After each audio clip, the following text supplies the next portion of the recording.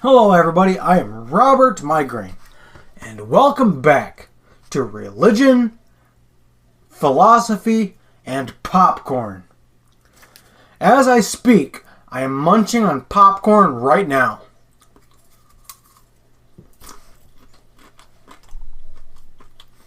And I am ready to discuss antinatalism.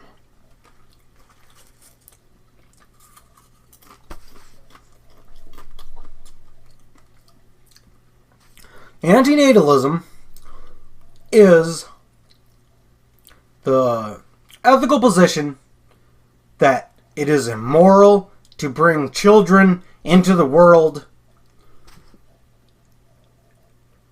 And that's pretty much it.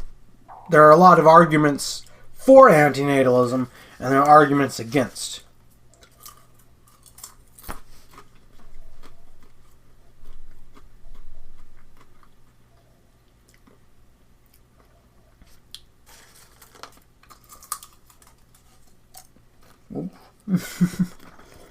I'm dropping a piece of popcorn.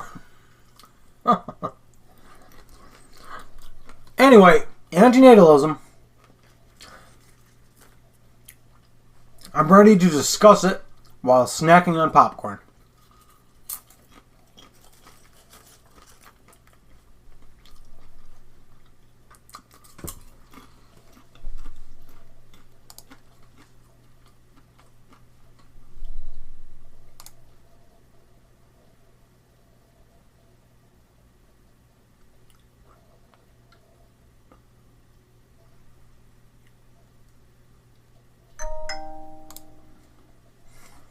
Okay. Now I want to talk about the arguments in favor of antinatalism. And I'm going to start out with the consent argument. It is an argument that says that bringing children into the world without their consent in the first place is wrong. And that is an argument that I stand by.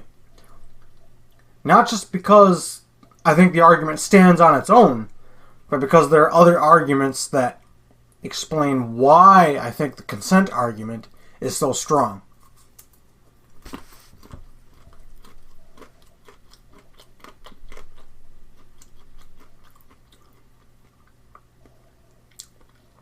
Now, considering the fact that I myself am antinatalist,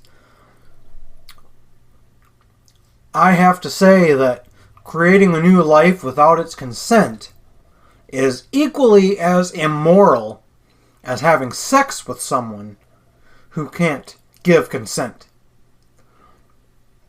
I think people who procreate have the same moral ethics as a date rapist, and I will stand by that. That is a hill I'm willing to die on.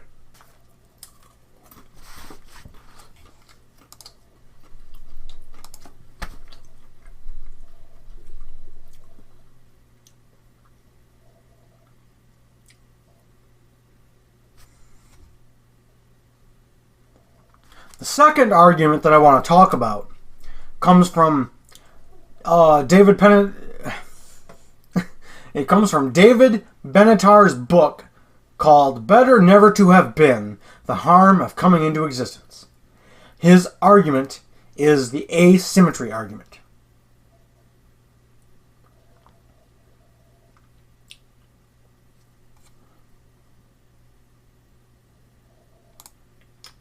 Now, as far as I understand it, it is the argument that suffering is greater than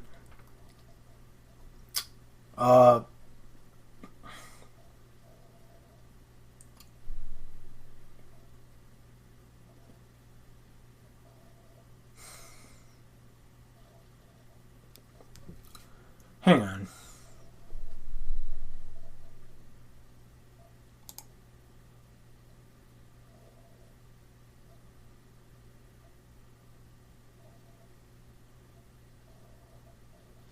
I'm trying to figure out where I want to go with this.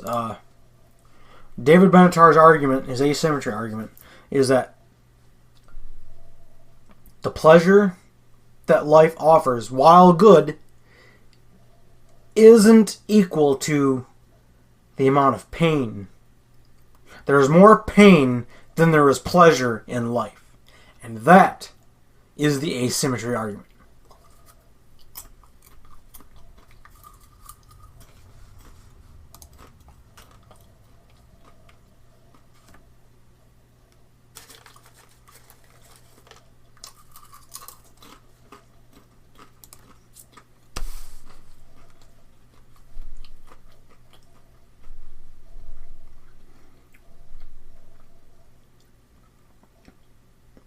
So, obviously, the absence of pain is good and better than...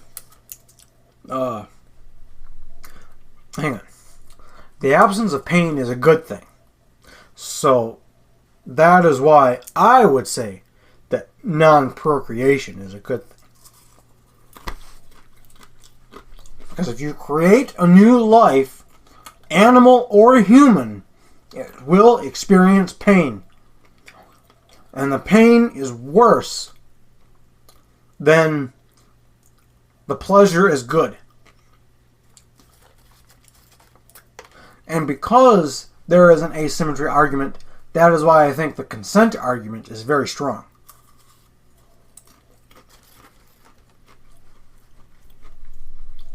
Another argument that I came up with in favor of antinatalism on my own is the fact that people who don't want to exist don't have access to a peaceful way to end their existence. And because people who don't want to exist have no peaceful way to end their existence, creating them without their consent is wrong. I need a drink. I'm choking on the popcorn.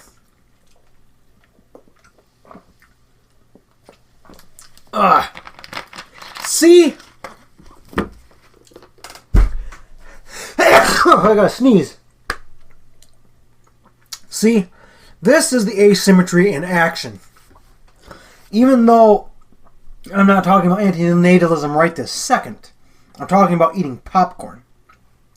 While popcorn may taste good and be pleasurable to eat, it also comes with the drawback of choking on it and getting kernels stuck in your teeth. That is why it is wrong to shove popcorn down someone else's throat.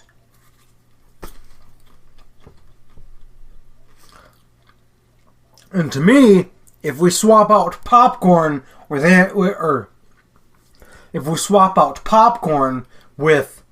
procreation, I would say that procreation is the popcorn.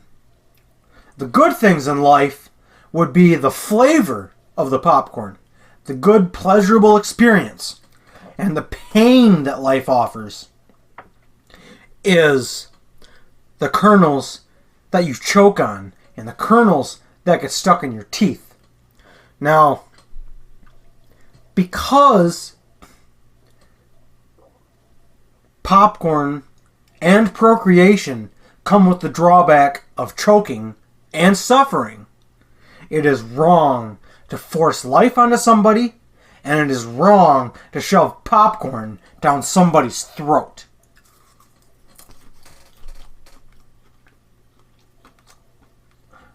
That is the asymmetry of the asymmetry of procreation and the asymmetry of eating popcorn. Now, I myself enjoy eating popcorn regardless of the harms that can come from it. But that does not give me the right to force somebody else to eat popcorn against their will or without their consent. In the same way that it is wrong for me to create a new life without their consent. Because the pain and pleasure asymmetry exists. Now, David Benatar is known for being a very scholarly member of the antinatalism community.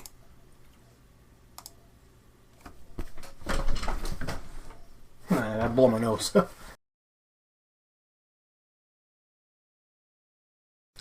Okay, now that I've blown the snot out of my nose, I'm going to cut that out of the video. Because I don't think anybody needs to hear that.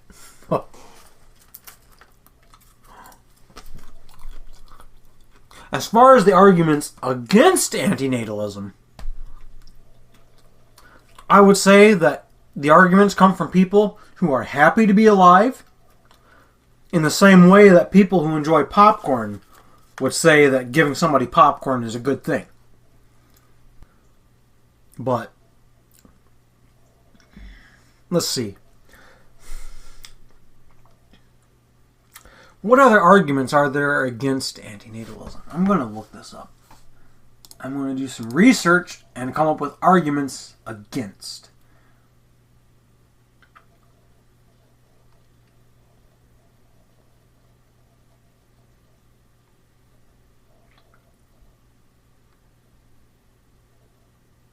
Aha!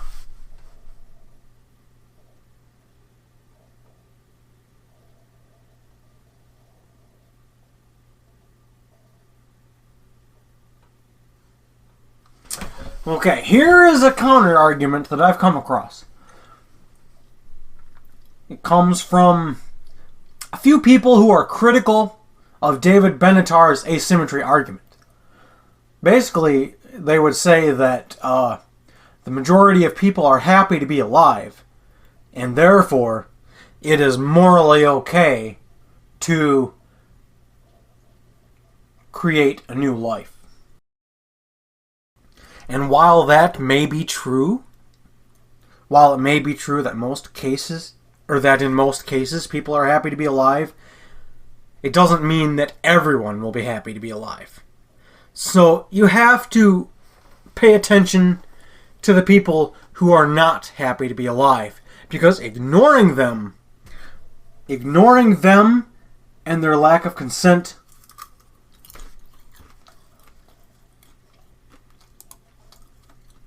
directly leads to creating unhappy people.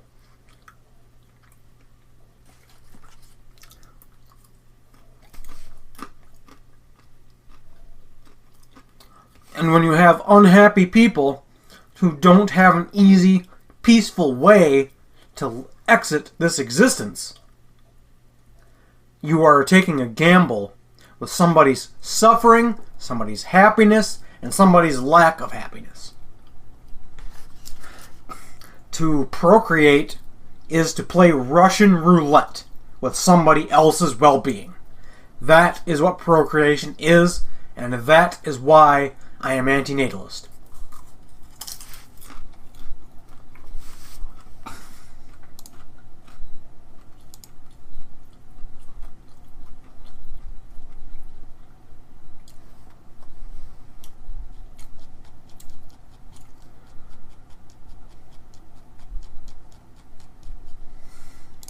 I'm going to be right back. I'm going to end this recording and then I'm going to come back to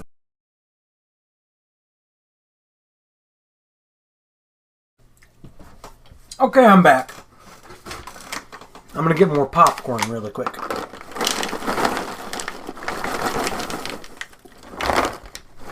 I got a lot of popcorn left. And I'm using these really nice deep dish paper plates as popcorn bowls. They work really good. They're great for a lot of different things. They're great for soup, for vegetable soup. They're great for popcorn. They're great for a lot of things. Anyway, let's get back to antinatalism and the arguments in favor and the arguments against.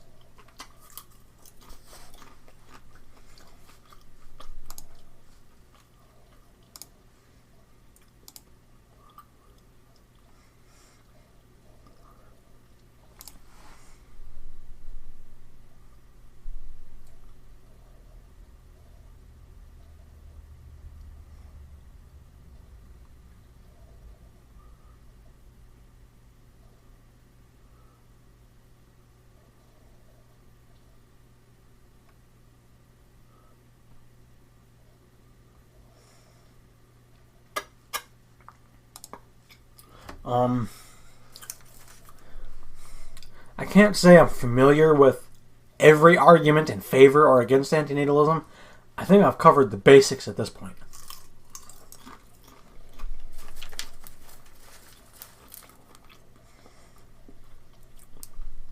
Now, to me, the arguments in favor are pretty strong. The consent argument, the asymmetry argument, they're pretty strong.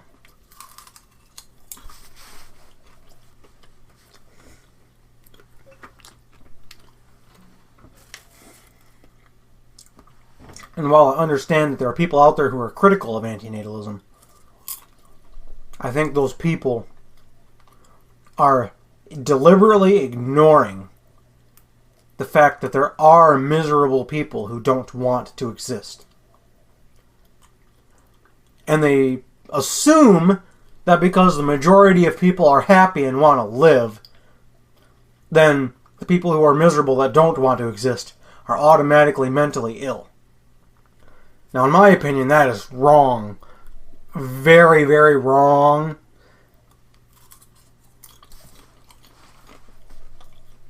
I think the opinions of people who don't want to exist are equally as strong, if not more so, than... Hang on. They're a lot stronger than the arguments that come from people who want to live. I understand that some people do want to exist, and while that's fine, they were not able to give their consent before they were born. So, the fact that it's possible to create people who don't want to exist, that right there is what tells me it's morally wrong to procreate. Now, some antinatalists are also vegans, but not all antinatalists are vegan. The vegan ones extend antinatalism out towards the animals, saying that it is wrong to breed animals into existence because they can suffer, they can be exploited, and they can die in the same way that people can. And that is why I want to discuss veganism in the next episode after this, because I am vegan. I am vegan, I am antinatalist, and I think the arguments in favor of antinatalism are greater than the arguments against.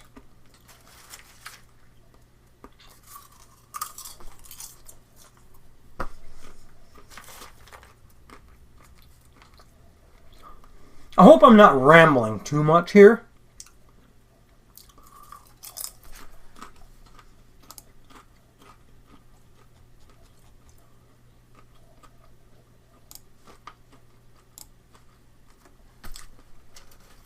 I've got a Wikipedia page opened up, just to cover the basics of antinatalism and the various arguments in favor and against. When it comes to those who are in favor of antinatalism, there are religions out there that agree with it. For example, we've got Buddhism and we've got Gnosticism.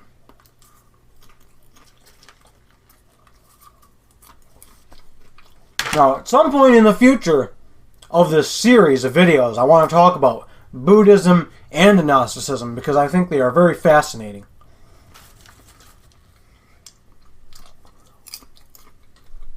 I'm not sure when, but I will get around to them eventually.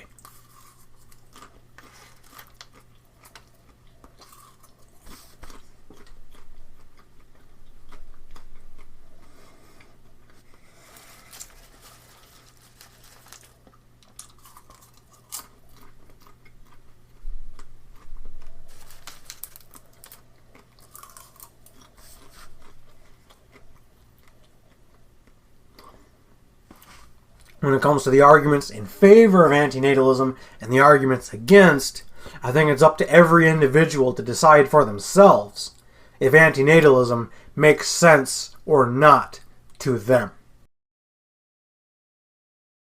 I personally think people who are critical of antinatalism are incorrect. I think people who procreate are only thinking with their hormones.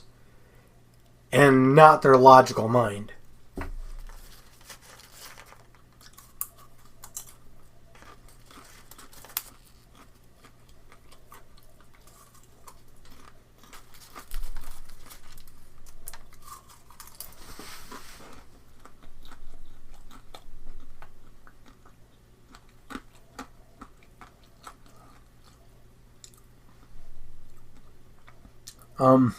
I've stumbled across a few YouTube videos or YouTube channels of antinatalists.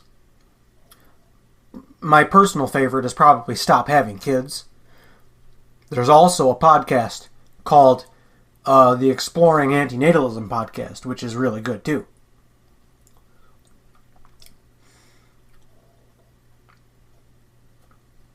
I think people should stop and think before they have kids and decide if their reasons for doing so are selfish or not. I think most reasons for having kids are selfish. I think most people are ignorant when they have kids. They're not thinking about the harms of coming into existence that their kids could suffer through. I don't think they care about the consent or lack thereof.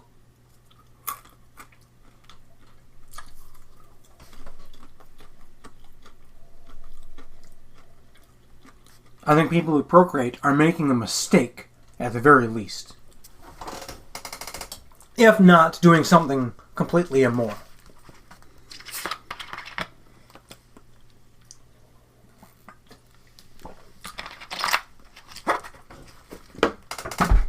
I understand that there are some religions out there, like Christianity, for example, where in the Bible it says to, to be fruitful and multiply. While that specific command in the Bible was for an ancient culture that doesn't really exist anymore, and not for all people for all time.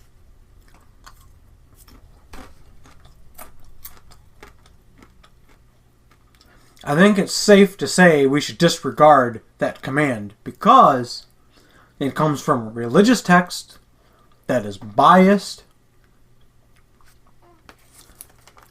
and it is written by fallible humans claiming to speak for a god. So, eventually I will get around to talking about Christianity and the other Abrahamic religions as a part of this series. I just haven't gotten around to that yet.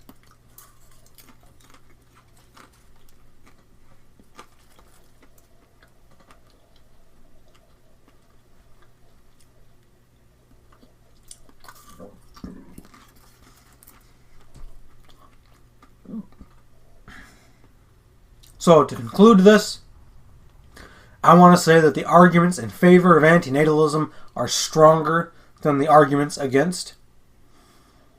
If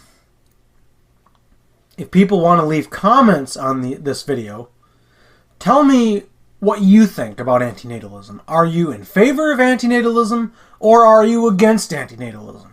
Do you have a good argument for either side? I would like to hear it. Just because I'm really curious, you know?